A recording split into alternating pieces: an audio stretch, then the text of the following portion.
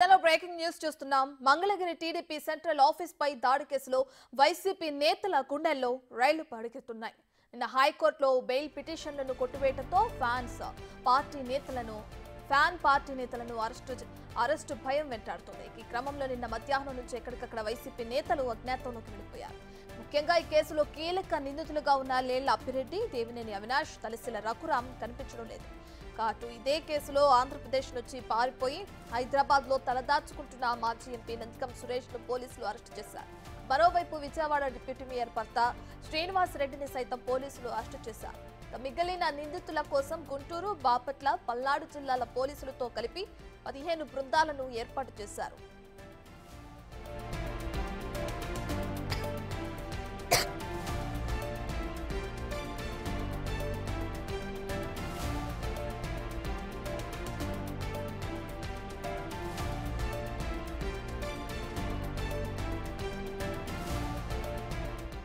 ఇదే అంశానికి సంబంధించి పూర్తి డీటెయిల్స్ మా ప్రతినిధి శివ అందిస్తారు. రైట్ శివ, గత వైసీపీ హయాంలో అటు టీడీపీ కార్యాలయంపై దాడి కేసులో ఇప్పటికే నందిగం సురేష్ ని అరెస్టు చేయడం మనం చూస్తున్నాం. అయితే ఆయన హైదరాబాద్ లో అరెస్టు చేశారు కదా, ఇప్పుడు విజయవాడ తీసుకొస్తున్నారా? దానికి సంబంధించిన డీటెయిల్స్ అండి శివ.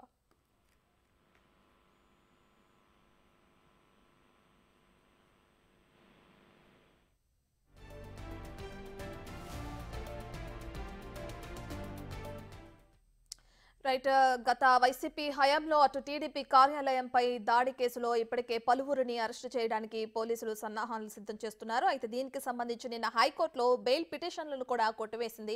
దీంతో పార్టీ నేతలను అరెస్టు భయం వెంటాడుతుందనే చెప్పుకోవచ్చు. ఎందుకంటే ఇప్పటికే నందిగం సురేష్ ని కూడా పోలీసులు అరెస్టు చేశారు. అయితే ఆయన ఇంటి వద్దకు వెళ్లి అరెస్టు చేయడం కోసమని వెళ్ళినప్పుడు ఆయన ఇంట్లో లేరనే సమాచారంతో పోలీసులు ఆయన్ని హైదరాబాద్ లో అదుపులోకి తీసుకుని విజయవాడ తరలిస్తున్నట్లు తెలుస్తుంది. దీనికి సంబంధించి పూర్తి డీటెయిల్స్ మా ప్రతినిధి శివ అందిస్తారు.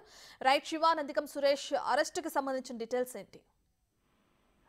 మొత్తం మీద చూసుకుంటే కనుక తెలుగుదేశం పార్టీ కేంద్ర కార్యాలయం దాడి ఘటనలో పోలీసులు శరవేగంగా కూడా దర్యాప్తు చేస్తున్నారు. ఈ కేసుకు సంబంధించి నిన్న సాయంకాలం హైకోర్టులో వీరి బెయిల్ పిటిషన్ డిస్మిస్ చేయడం, అలాగే సుప్రీంకోర్టులో పిటిషన్ వేసేందుకు 2 వారాలు గడువు కావాలని చెప్పి హైకోర్టులో వేసిన మరొక పిటిషన్ కూడా హైకోర్టు డిస్మిస్ చేసిన పరిస్థితి కనిపించింది. ఈ 2 పిటిషన్లు డిస్మిస్ అవడంతో కూడా వైఎస్ఆర్సీపీ నేతల గుండెల్లో రైళ్లు పరిగెత్తున్నాయి. ఇప్పటికే ఈ కేసులో ప్రధానంగా ఆరోపణలు ఎదుర్కొంటున్న పలువురు నేతలు అయితే అజ్ఞాతంలోకి వెళ్ళిన పరిస్థితి కనిపించింది. వైఎస్ఆర్సీపీ నేతలకు సంబంధించి మొత్తం 6 బెయిల్ పిటిషన్లు ఏపీ హైకోర్టులో దాఖలు చేశారు. వీటిలో 4 బెయిల్ పిటిషన్లకు సంబంధించి నిన్న ఏపీ హైకోర్టులో విచారణ జరిగింది. దీంట్లో ఎమ్మెల్సీ లేళ్ల అప్పిరెడ్డి, అలాగే విజయవాడకు సంబంధించిన దేవినేని అవినాష్, అలాగే మాజీ ఎంపీ నందిగం సురేష్, ఎమ్మెల్సీ తలసిల రఘురాం వీరికి సంబంధించి కూడా బెయిల్ డిస్మిస్ చేస్తూ హైకోర్టు నిర్ణయం తీసుకుంది. ఈ కేసులో దాదాపుగా 70 మంది పైగా కూడా నిందితులను ఐడెంటిఫికేషన్ చేసిన పరిస్థితి కనిపించింది. మరొక వైపు తెలుగుదేశం పార్టీ కేంద్ర కార్యాలయం దాడికి సంబంధించి కూడా సజ్జల రామకృష్ణారెడ్డి, మంగళగిరి మాజీ ఎమ్మెల్యే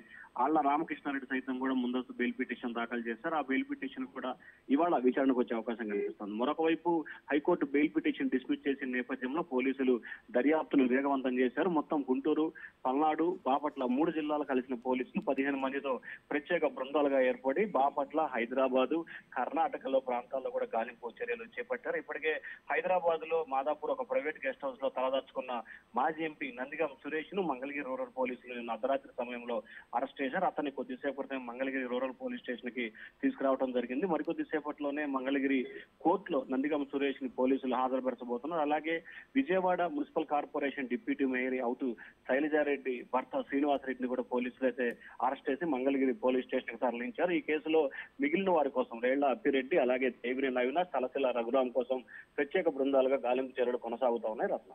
రైట్ శివ, గత వైసీపీ అధికారంలో ఉన్నప్పుడు ఆ టైంలో అటు టీడీపీ కార్యాలయంలో దాడి చేసి ఒక భయానక వాతావరణాన్ని సృష్టించారని చెప్పుకోవచ్చు. అయితే దీనికి సంబంధించి ఎవరినైతే అరెస్టు చేశారో నందిగం సురేష్ ని హైకోర్టులో అదే మీరు చెప్పినట్లుగానే కోర్టులో హాజరుపరిచిన తర్వాత విచారణ ఏ విధంగా ఉండనుంది? ఆయన్ని ఎక్కడికి తరలించే అవకాశం కనిపిస్తుందంటారు శివ? అంటే ఇప్పటికే ఏదైతే నందిగం సురేష్ అరెస్టుకు సంబంధించి కూడా ప్రస్తుతం ఆయన అయితే ఫస్ట్ పోలీసులు విచారణ చేపడతారు. అసలు ఆ రోజు దాడికి సమయంలో ఏం జరిగింది, ఎవరెవరు పాల్గొన్నారు, ఎవరి ప్రోద్బలంతో ఈ దాడి చేశారు, మీరు ఎందుకు పాల్గొనాల్సి వచ్చింది అనే దానికి సంబంధించి కూడా ఆయన వద్ద నుంచి పలు వివరాలను సేకరిస్తారు. ఆయన ఇచ్చిన స్టేట్మెంట్ బేస్ చేసుకొని కూడా విచారణ కొనసాగుతుంది. ఆ తర్వాత అతన్ని మంగళగిరి ప్రభుత్వ వైద్యశాలకు తీసుకొచ్చి వైద్య పరీక్షలు నిర్వహిస్తారు. ఆ తర్వాత మంగళగిరి మున్సిపల్ మేజిస్ట్రేట్ కోర్టు ఎదుట హాజరుపరుస్తారు. ఆ తర్వాత న్యాయమూర్తి అతనికి రిమాండ్ విధించడం, ఆ తర్వాత బెయిల్ పిటిషన్ దాఖలు చేయడం పరిణామాలు అయితే కొనసాగే అవకాశం అవకాశం కనిపిస్తా ఉంది. అయితే తెలుగుదేశం పార్టీ కేంద్ర కార్యాలయం దాడి ఘటనకు సంబంధించి అప్పట్లో తెలుగు రాష్ట్రాల్లో సంచలనంగా మారిపోయిన నేపథ్యంలో దీనికి సంబంధించి ఎవరి పోద్బలంతో చేశారు, ఎందుకు చేయాల్సి వచ్చింది అనే దానికి సంబంధించి కూడా పోలీసులు అయితే విచారణ చేపట్టే అవకాశం కనిపిస్తా ఉంది. దీనికి సంబంధించి పలు రకాల ప్రశ్నలు వేసి నందిగాం సురేష్ నుంచి వివరాలు సేకరించే అవకాశం అయితే కనిపిస్తా ఉంది. Ratna. Right, thank you Shiva.